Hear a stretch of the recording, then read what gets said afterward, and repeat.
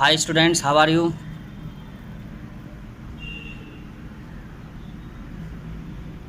Students, today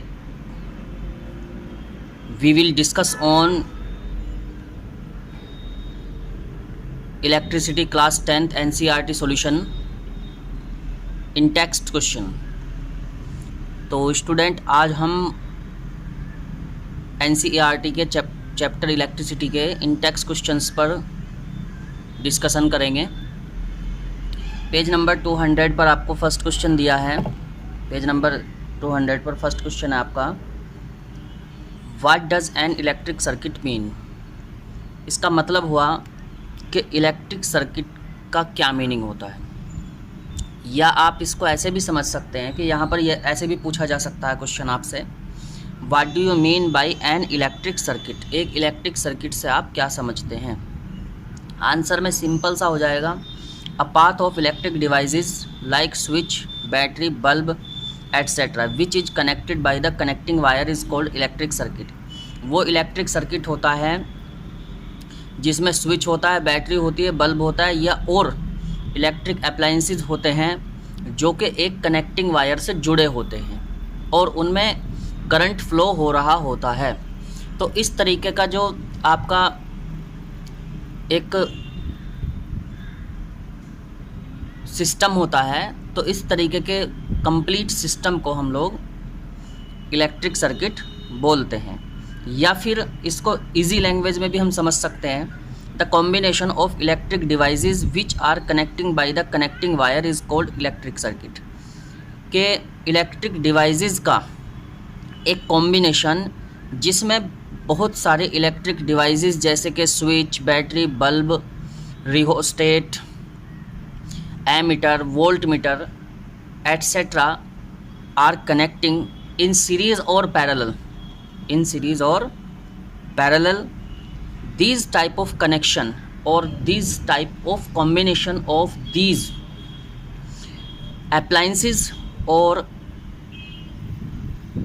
these electric devices is known as electric circuit when current is flowing in it। तो इस तरीके से आपको हमने समझाया भी था कि इलेक्ट्रिक सर्किट आपके दो टाइप के होते हैं। एक होता है आपका ओपन सर्किट और दूसरा होता है आपका क्लोज सर्किट।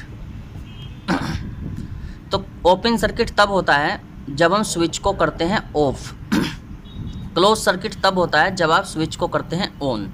तो स्विच ऑन करने पर करंट फ्लो होता है और ऑफ करने पर करंट फ्लो होना बंद हो जाता है। तो इसी वजह से जब हम स्विच को ऑन करते हैं तो उसको हम बोलते हैं क्लोज सर्किट, और स्विच को जब हम ऑफ करते हैं तो उसको बोलते हैं हम ओपन सर्किट, क्योंकि उस वक्त सर्किट खुला हुआ होता है, क्लोज नहीं होता है।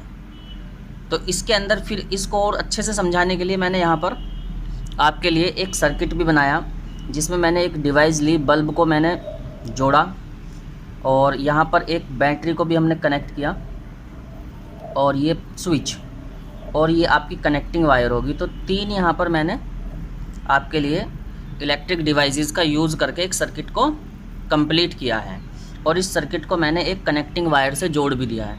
तो इस तरीके का जो सर्किट होता है, या इसके अंदर और बल्ब के अलावा भी बहुत सारी इलेक्ट्रिक डिवाइसेस हो सकती थी, जैसे कि रिहोस्टेट हो सकता था, एमीटर हो सकता था, वोल्टमीटर हो सकता था, एटसेट्रा एटसेट्रा। कुछ भी इसमें जोड़कर अगर हम बनाते तो वो एक इलेक्ट्रिक सर्किट होता। तो मैं समझता हूँ स्टूडेंट्स आप इसको अच्छे से समझ गए होंगे, और अच्छे से इसकी डेफिनेशंस या और कुछ एक्सप्लेनेशन समझने के लिए आप पिछली इलेक्ट्रिसिटी की वीडियोज़ देख सकते हैं। क्वेश्चन नंबर 2 है यहाँ पर, ये क्वेश्चन नंबर 2 है आपका, define the unit of electric current और डिफाइन 1 एम्पियर इलेक्ट्रिक करंट। तो यहाँ पर हमें इलेक्ट्रिक करंट की यूनिट को डिफाइन करना है। क्वेश्चन नंबर 2 में पेज नंबर 200 NCERT का पेज नंबर 200 के क्वेश्चन चल रहे हैं स्टूडेंट।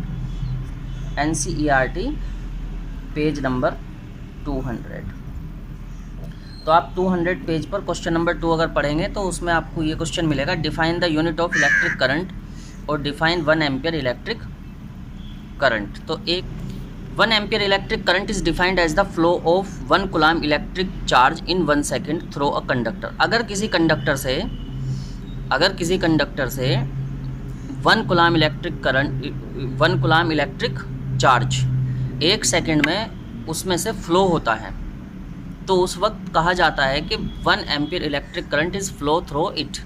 तो इसको एक्सप्लेनेशन करने के लिए मैंने यहाँ पर एक थोड़ा सा और एक्सप्लेन करने की कोशिश की है। When 1 coulomb electric charge flow through a conductor, जब 1 कूलाम मतलब 1 coulomb electric charge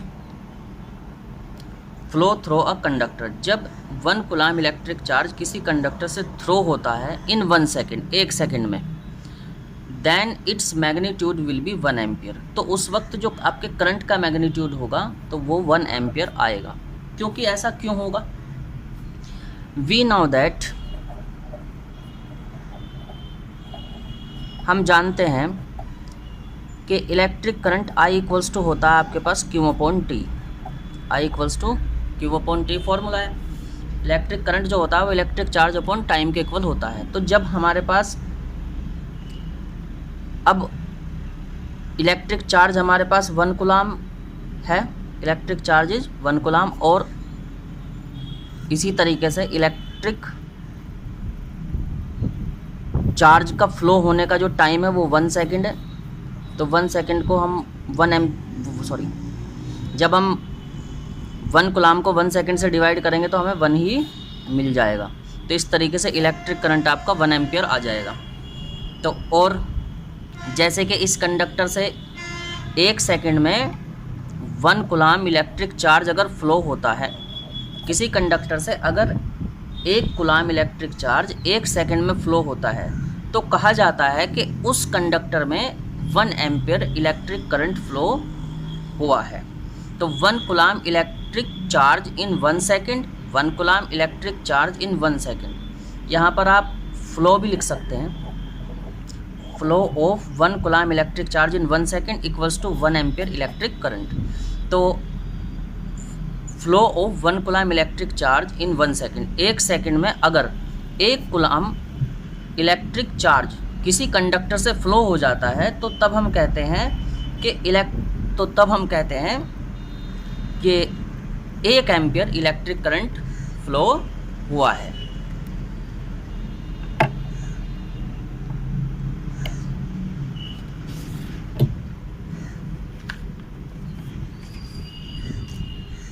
Now we will discuss on question number 3, page number 200.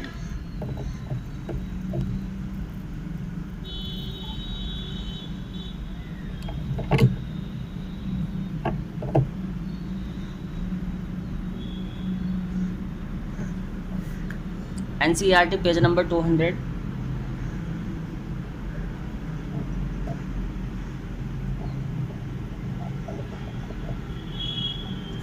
Page के क्वेश्चन नंबर 3 को हम देख रहे हैं। तो इसमें हमें क्वेश्चन नंबर 3 में क्या करना है? Calculate the number of constituting electrons through 1 coulomb electric charge. तो हमें यहाँ पर 1 कूलाम इलेक्ट्रिक चार्ज में टोटल नंबर ऑफ इलेक्ट्रॉन्स जो ट्रांसफ़र हुए हैं वो कैलकुलेट करने हैं। तो आप जानते हैं कि इलेक्ट्रिक चार्ज क्या होता है, कि flow of electron is called electric charge. तो अब हमें बताना है यहाँ पर कि आपके पास 1 कूलाम इलेक्ट्रिक चार्ज है, तो 1 कूलाम इलेक्ट्रिक चार्ज के अंदर total number of transferred electron कितने हैं, ये क्वेश्चन है। आंसर इसका हो जाएगा, हम जानते हैं कि 1 कूलाम, जो हम जानते हैं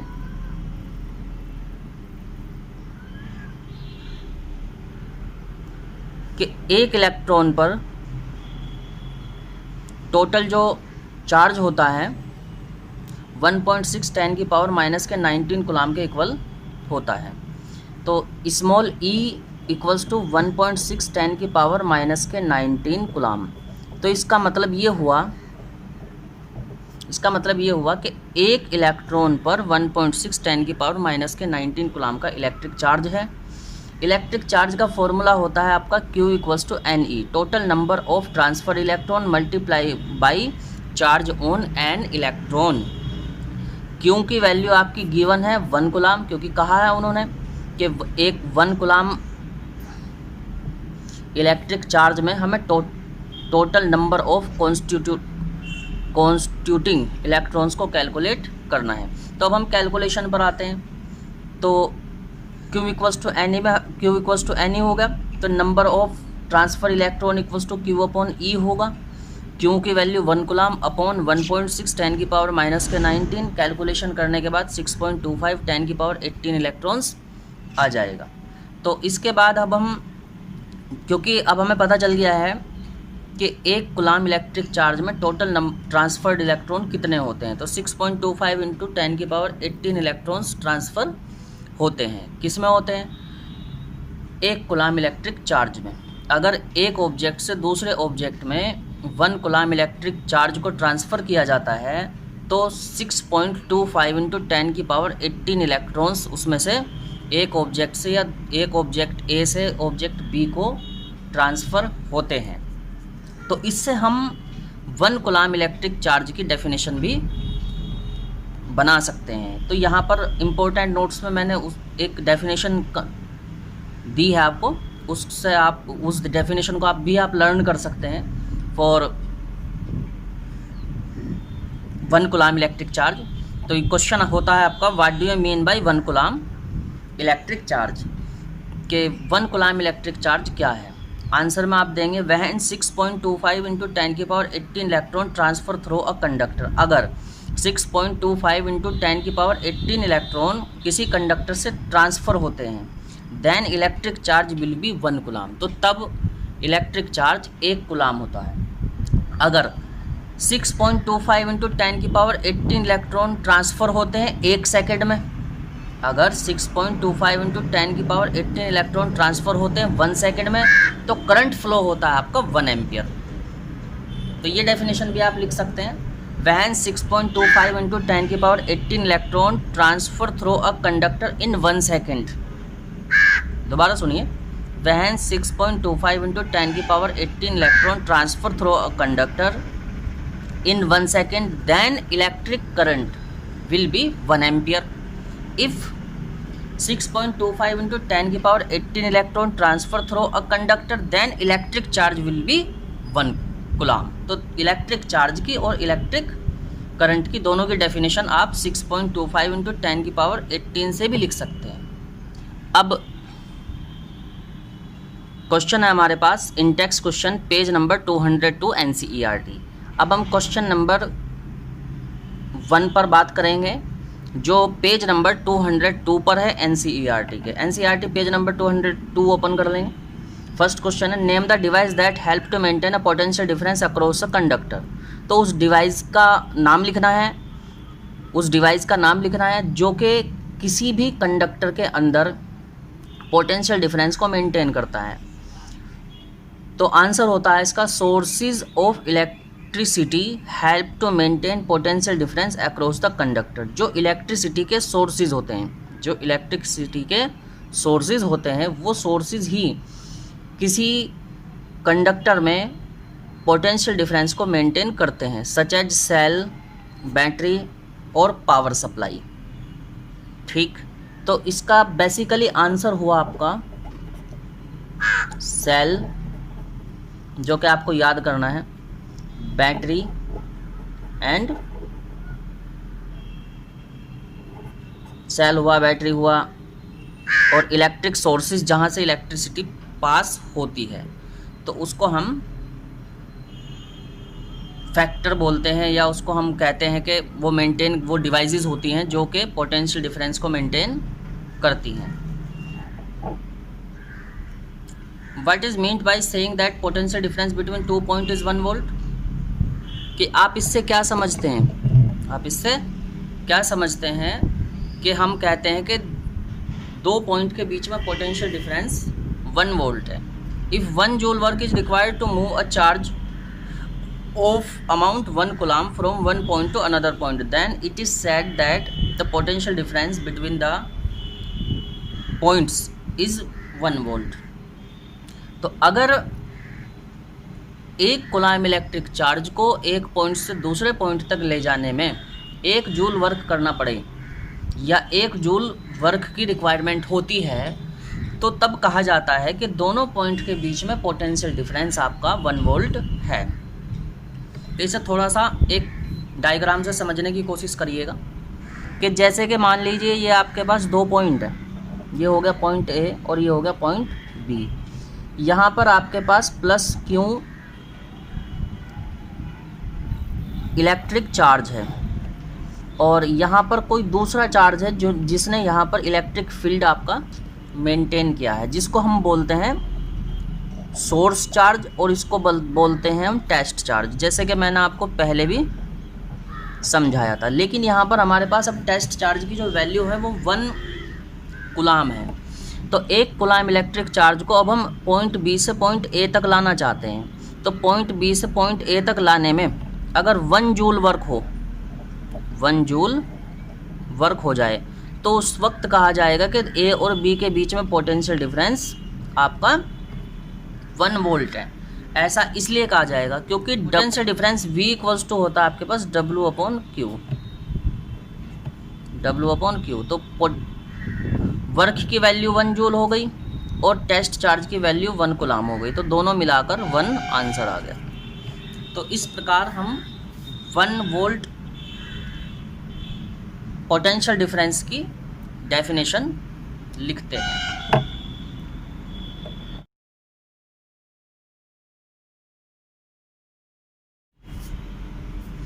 एक्सप्लेनेशन ऑफ 1 वोल्ट, तो मैंने जैसे आपको पहले भी समझाया था कि पॉइंट ए ये हो गया, पॉइंट बी ये हो गया। तो पॉइंट ए पर आपका होता है सोर्स चार्ज, जिसने एक चारों तरफ पॉइंट बी तक एक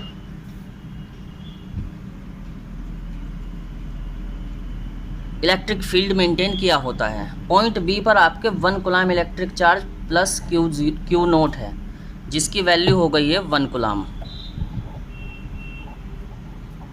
जो कि है आपका टेस्ट चार्ज। अब इस टेस्ट चार्ज को बी से ए तक लाना चाहते हैं। बी से ए तक लाने में क्योंकि कुछ वर्क करना पड़ेगा, ये प्लस ये भी क्यू है और ये भी क्यू, दोनों क्यू हैं, तो दोनों के बीच में एक रिपल्सन होगा जिसको बोलते हैं हम रिपल्सिव फोर्स, जो इसमें लगेगा। आप अगली क्लास में पढ़ेंगे उसको।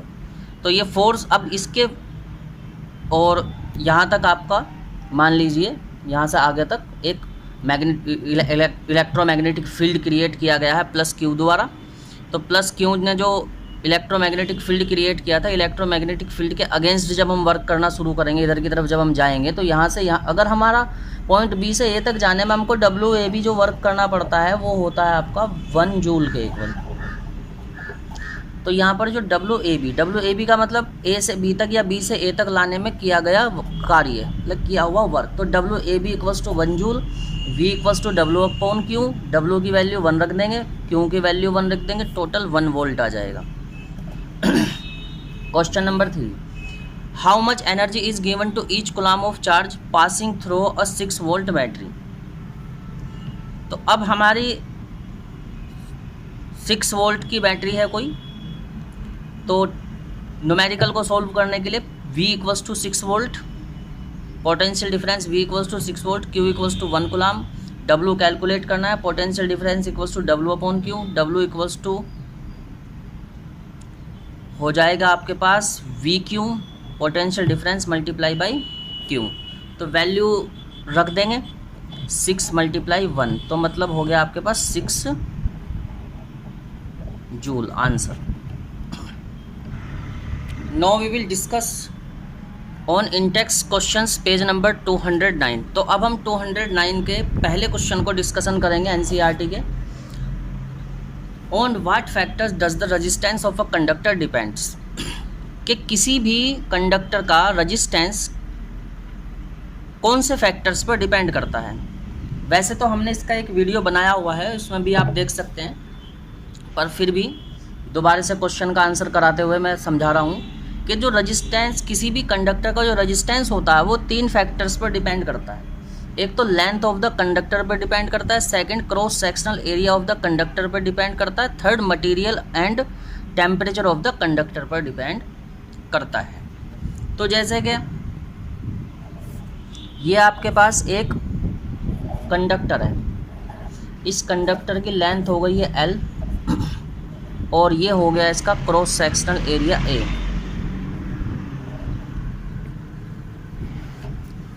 तो इस तरीके से resistance of a conductor is directly proportional to the length of the conductor. Just like that, इसी तरीके से R is directly proportional, R is inversely proportional to the area of its cross sectional. तो एक तो resistance of the conductor is directly proportional to the length होता है, दूसरा resistance of conductor is inversely proportional to the area of its cross section होता है। तो दोनों लॉज को जब हम जोड़ते हैं तो R proportional L upon A आ जाता है। तो इस प्रोपोर्शनलिटी को ख़त्म करने के लिए अब हम एक रो ग्रीक वर्ड का यूज़ करते हैं, रो L अपॉन A, जहाँ पर रो जो होता है वो आपकी रजिस्टिविटी ऑफ कंडक्टर होती है, जो मटेरियल पर डिपेंड करती है। अलग अलग मटेरियल की अलग अलग रजिस्टिविटी होती है, तो वो रजिस्टिविटी टेबल आपको NCERT में दी गई है, उससे आप देख सकते हैं। और ज़्यादा इसको एक्सप्लेनेशन को समझने के लिए आप electricity video part 1, part 2, part 3 देख सकते हैं, जिसमें सब कुछ कंप्लीट तरीके से हमने दिया था।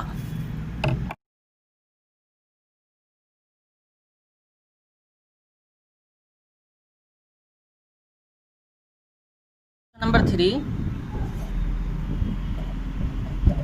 Page number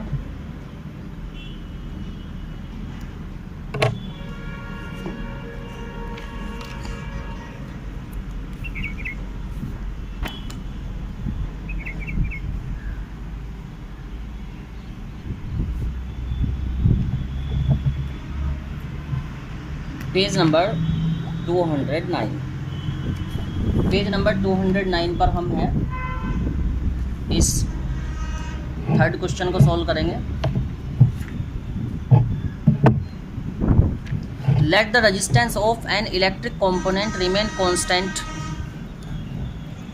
late the resistance of an electric component remain constant. अगर हम इलेक्ट्रिक कंपोनेंट के रेजिस्टेंस को कांस्टेंट रखें, while the potential difference across the two end of the component decrease to the half its former value, what change will occur in the current through it. तो हम जानते हैं the amount of current flow through the electric component is reduce by half. तो ये कैसे होगी? तो calculation किस चीज़ का करना है, पहले ये देखेंगे। What change will occur in the current through it, इसके करंट में क्या चेंज आएगा। तो resistance of the conductor V equals to आपके पास फॉर्मूला होता है IR। तो I इक्वल्स टू होता है V अपॉन R। तो रेजिस्टेंस को हमको कांस्टेंट रखना है, पोटेंशियल डिफरेंस को हाफ करना है। तो जब पोटेंशियल डिफरेंस V ही है तो इलेक्ट्रिक करंट I आपका V अपॉन R हो जाएगा।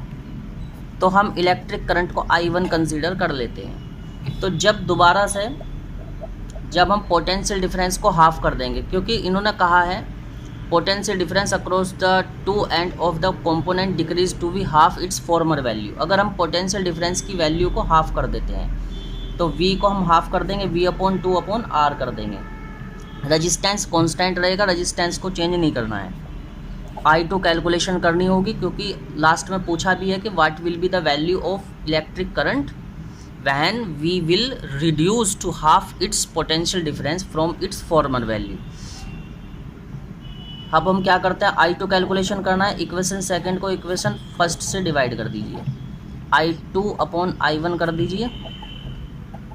तो I2 की वैल्यू आपकी हो गई V अपॉन 2 और ये V अपॉन 2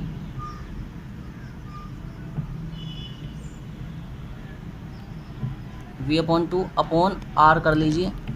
इसी तरीके से V अपॉन R कर लीजिए। R से R को कैंसिल कर देंगे, V से V को भी कैंसिल कर देंगे, 1/2 आ जाएगा। तो I2 will be 1/2 into I1।